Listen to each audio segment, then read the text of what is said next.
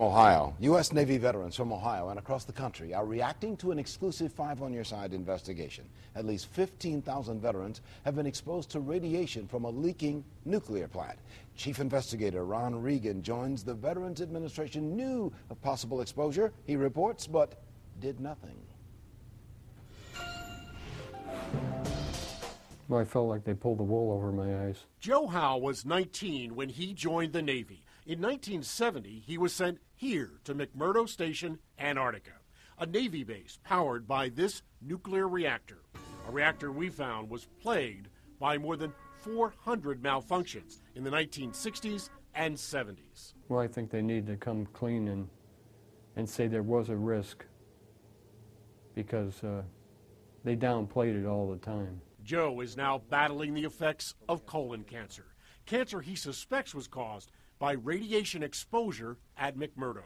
Even the drinking water was found to be contaminated. So we actually drank the water and bathed in the water, and the water was used for cooking our meals.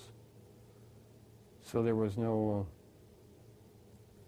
respite from it. It was constant. And our investigation also found 123 reports of radiation exposure above allowable limits.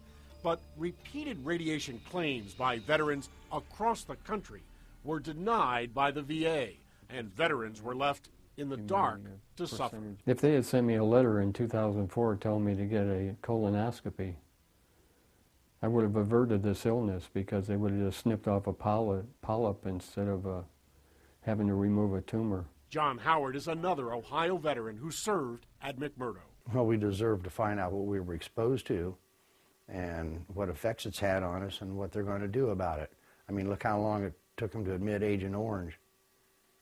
This is just another one of those. And in California, McMurdo veteran Bill Vogel questions why a single Navy report from 30 years ago is all that exists. If you had this type of accident today, do you believe that the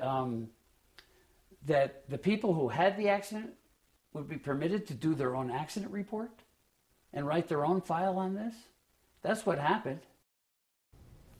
And we've heard from veterans as far away as Maine and Arizona who also believe their cancer is related to exposure at McMurdo. We're going to stay on this story. I'm Chief Investigator Ron Regan.